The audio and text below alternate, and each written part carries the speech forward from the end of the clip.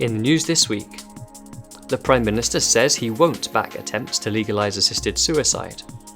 The University of Leicester prompts outrage with its sex work toolkit for students. And Oxford University gives its support to a pro-life group targeted by abortion activists. Hello. The Prime Minister has said he will not support weaker laws on assisted suicide, which remove end-of-life protections for vulnerable people. The Daily Telegraph reported that Boris Johnson came to this decision after reviewing detailed arguments over the summer. A bill to legalise assisted suicide being brought by Baroness Meacher is due to be debated in the House of Lords, but the government has said it will resist attempts to weaken the law. The Christian Institute's Kieran Kelly welcomed the news. This is a helpful steer from the Prime Minister. It's important that the state doesn't endorse the view that some lives are worth more than others. And I think what's really important about this is that he has taken this decision after reviewing the evidence in detail. And we know that people, when they understand the arguments and the issues that are at stake, the support for assisted suicide falls away. It can't be the case that we have vulnerable people, whether they're elderly or infirm or disabled, feeling pressured to end their lives for fear of becoming a burden. The Edinburgh branch of the University and College Union has reaffirmed its commitment to allow members to self-identify their race or disability as well as their gender. It drew attention to its long history of enabling members to self-identify, whether that is being black, disabled, LGBT+, or women. Its 2019 policy document also declares support for a social, rather than a medical, model of gender recognition. An unnamed staff member at Edinburgh University said trans activists in the union have sought to weaponise the issue and expel academics who are sceptical about self-identification. The branch is being used as a platform for an ideological crusade, with no resistance from University of Edinburgh management. The University of Leicester has been criticised over a toolkit telling students how to make money from pornography. The guide informs students that while running a brothel and soliciting are illegal, they can still legally perform sex acts for money.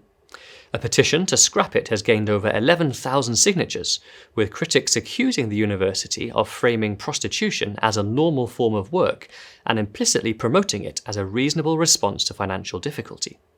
The toolkits fail to mention a single organisation whose primary focus is helping women quit the sex trade. Warnings about the well-documented physical and psychological harms that prostitution causes, total silence. The Christian Institute's Dr. Sharon James expressed her disgust at the university's approach. Prostitution should never be condoned or facilitated in any way. It's shocking that Leicester University is telling students that it's okay to sell access to their bodies. And this guidance will only serve as a green light for abusers and exploiters. So-called sex work is, of course, the most exploitative industry in the world. It's built on pain and oppression, especially of women and girls. And those who do enter it need help to exit, not encouragement to stay. Young students should not be directed towards those traps that could be laid for them by potential abusers. And finally, Oxford University has backed a student pro-life group which was targeted by abortion activists at its Freshers' Fair. Oxford Students for Life had been exhibiting when activists binned their materials and tore down the stand.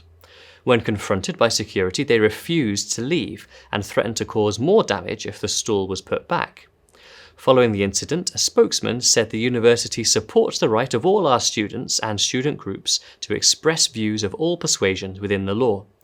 We therefore condemn this afternoon's protest against the Oxford Students for Life stall, which was an attempt to deny the right of expression to others. Anna Fleischer, president of the secular pro-life group, said the university's support was incredibly important. It's such a comfort because we know that if the SU weren't forced by the university to give us a platform, they would not. They would do everything in their power to try and get rid of us. And we do actually know that before the Freshers' Fair, it's just the student body that seems to increasingly think that disagreeing fundamentally with the way people decide to live and the things they decide to do is a kind of violence to them, and therefore they have the right to silence us. But they don't, and we're not going to back down.